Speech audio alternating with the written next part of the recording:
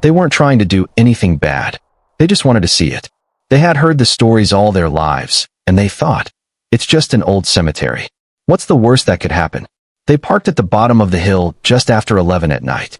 The sky was clear. The moon was up. They could see their breath in the cold air. Mark had a flashlight. Ryan had his phone to record video. They walked up the hill slowly, laughing a little, trying to keep things light. But as they got closer to the old stone walls of the church, the laughing stopped. It was quiet. Not the normal kind of quiet. The kind of quiet where you realize there are no bugs, no wind, no sounds from the road. Nothing. Just 5 people standing very still on a cold hill in the dark. Dana later said, I've been in quiet places before. Woods, empty fields. But this was different. It felt like the quiet was watching. They walked into the old church walls. The stone was cold. The ground inside was all dirt and dead grass. In one corner, there was a dark hole in the ground, maybe 3 feet across. Old boards had been put over it to cover it, but some of them had broken or moved. Tom pointed his flashlight into the hole. The light went down about 6 feet, then hit dirt. Just a hole. Maybe an old well. Maybe an old cellar. No one knows for sure what it was for. But Ryan, who had been filming, said later that when he pointed his phone at the hole, the screen went black. Not dark. Black.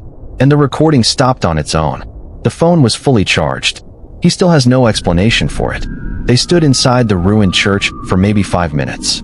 Then Jess said, we should go. No one argued. They turned around and started walking back through the opening in the stone wall, toward the graveyard and down the hill. That's when Mark stopped. He put his hand up. Everyone froze. From somewhere behind them, from inside the ruined church, they heard a sound. It was not a loud sound. It was low, almost like humming, but not quite. It was more like the sound of many voices, very far away, all speaking at the same time, but you could not make out any words. Just this low, steady, moving sound. Like something breathing.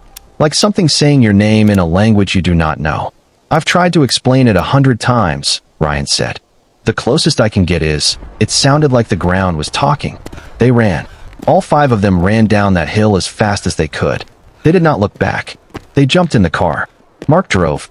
He didn't slow down until they were back on the main road, with the lights of Lawrence in front of them. Nobody talked for a long time. Finally, Dana said, did you all hear that? They all had. The next day, Ryan checked his phone. The video he had tried to take at the hole, the one that went black, was gone. The file was there, but when he opened it, there was nothing. Just 20 seconds of pure silence. No image. No light. Just silence.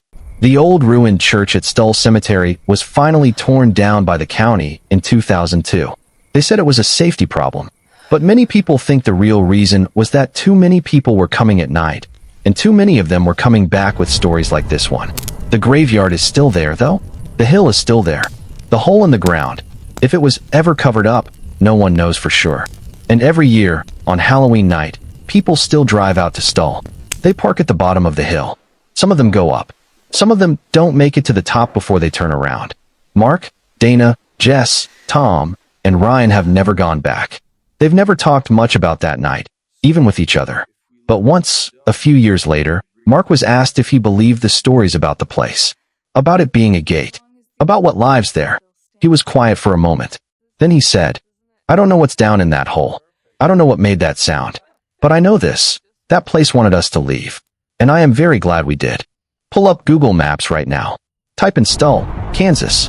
It's a real town. About 20 people live there. There's a small road, a few old houses, and one tiny church at the top of a hill. And for over 100 years, people have said that this small, quiet place is one of the 7 gateways to hell on earth. Tonight, I'm going to tell you what happened to a group of friends who drove out there on a cold October night. And I'm going to tell you what they heard in the dark, something that none of them have ever been able to explain.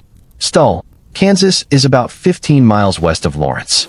You drive past flat fields, past old farms, past roads that seem to go nowhere. Then you see it, a hill. At the top of that hill, there are the stone walls of a very old church. The church has no roof. The windows are empty. The doors are gone. It burned down many years ago, and what's left just sits there, open to the sky. Right next to it is a small graveyard. Some of the headstones go back to the 1800s. The names on them are worn down now. You can barely read them. People around here don't go up that hill at night. They just don't. A local farmer, when asked about the cemetery, the story started long ago. People said a tree grew in the middle of the graveyard where a man was hanged. They said the tree would never let rain touch the ground under it, even during the heaviest storms. The tree is gone now, but old people in town still remember it. Pope John Paul II was once flying over Kansas on his way to a visit. His plane changed its path so it would not fly over Stull. His team said he did not want to fly over unholy ground. Whether that story is true or not, one thing is sure. Stull Cemetery is a real place, and real things have happened there. This happened in October, about 10 years ago. 5 friends, let's call them Mark, Dana, Jess, Tom, and Ryan, decided to drive out to Stull for Halloween.